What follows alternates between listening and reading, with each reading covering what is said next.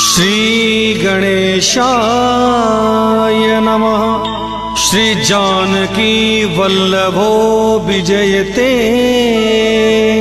श्री रामचरितमानस पंचम सोपान सुंदर कांड श्लोक।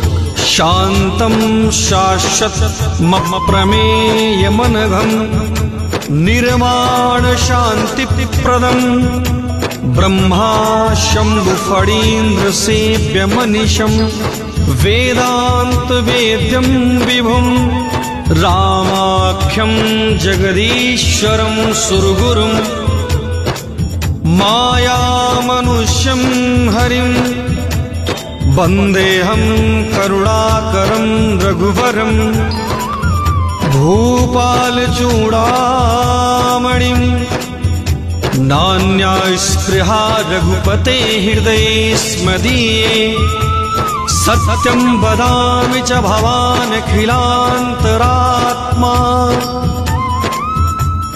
भक्तिं प्रयच्छ रघुपुङ्गवानिर्भरां मे कामादिदोषरहितं